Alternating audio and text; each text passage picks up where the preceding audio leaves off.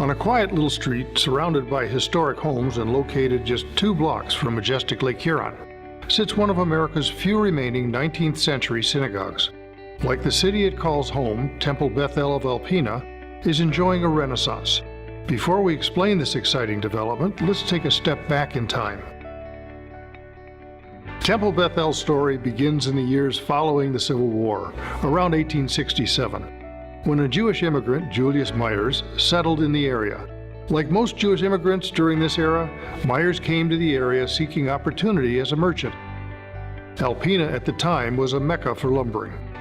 Myers, a clothier, opened a store in the heart of the town on a block that became known locally as Myers Block. He employed his 3 sons, and generations later that business exists to this day. Other early Jewish Alpena residents included Emil Moss, who operated a saloon.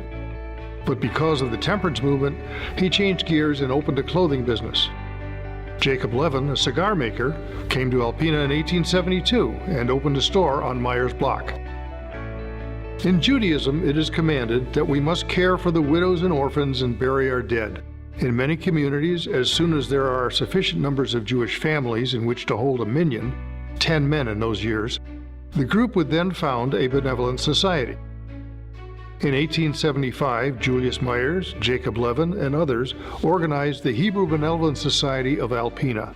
They purchased a small plot of land off what is now M32. Years later, the land in the cemetery was deeded over to the city, and the cemetery now sits within the city-owned municipal cemetery. Within a short time, the founders formed a congregation, rented a room in which to hold prayer meetings, and began to look ahead to purchasing a building. By 1887, more than 45 Jewish adults had settled in the area, finding great opportunity because of the lumbering trade.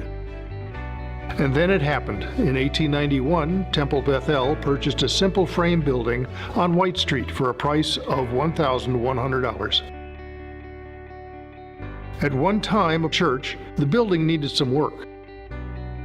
Excited at the prospect of a second Jewish synagogue in northern Michigan, the first opened 2 years earlier in Traverse City, Jewish citizens from Alpena and from across the region donated funds and labor, enabling synagogue leaders to upgrade to hardwood floors, to add a stone foundation and a basement, to purchase wooden pews, and to commission the stunning stained glass window that anchors the building. The first rabbi, Rabbi Buckholder from Detroit, led the Orthodox congregation for a few years. In later years, the synagogue adapted to accommodate a growing conservative and reform population and began using student rabbis. As the population in Alpena and the surrounding towns of Sheboygan, Harrisville, Hillman, Hubbard Lake, Oscoda, and Presqu'Île continued to grow, so did the congregation. The temple was filled to capacity for Sabbath services, bar mitzvahs, bat mitzvahs, weddings, funerals, and special occasions.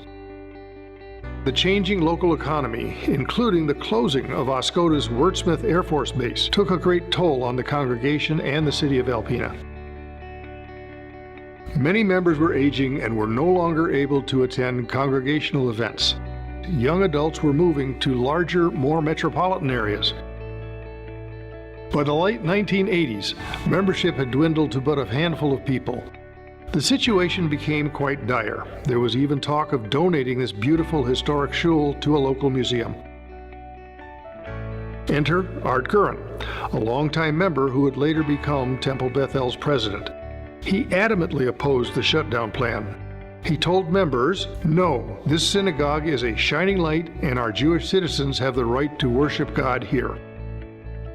Fortunately, a gentleman by the name of Art Gurin came along after Mort and took over the presidency of the congregation. Gruin's tenacity, combined with the efforts of a handful of others, allowed the temple to survive, and Gruin's vision of a shining example of Jewish life and faith is coming true. Alpena began experiencing a renaissance of sorts, and with it came a new cadre of Jewish residents. Interest in the synagogue grew, and by the spring of 2017, work was underway to restore and revive the shul. Using sweat equity and funds from various foundations, donors, and in-kind donations, major repairs to the building's siding and windows were completed.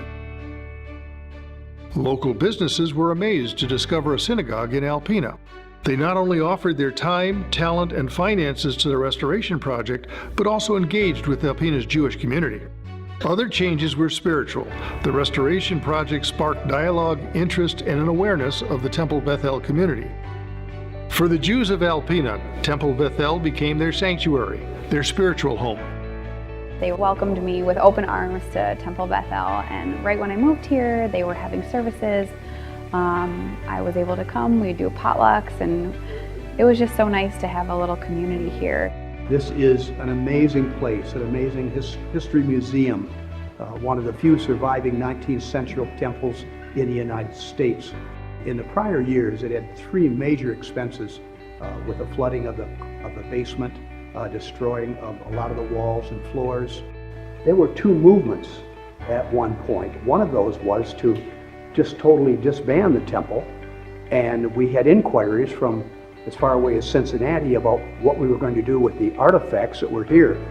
The second thing was this temple was being considered, some of the members wanted it donated to the museum, the Besser Museum, simply because the congregation was too small to really keep it viable and to support it financially.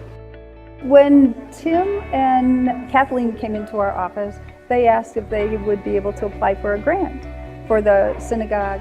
Tim and Kathleen were so excited to be part of this, and they kept saying, you wait to see what it's going to look like when it's all done. So what we have now on the outside of the temple is a completely restored building. It just shines in the sunlight. It's so beautiful. In an age when other small synagogues around the country and state are closing, Beth-El is growing. Longtime residents are discovering Temple Beth-El and joining for services and social gatherings. And those who are moving to the community are finding that, as Julius Myers once did, their Alpena is a warm and loving Jewish community. Members of this community are ready to build and dedicate themselves and their families to a Jewish life. Today, Temple Beth-El is rebounding.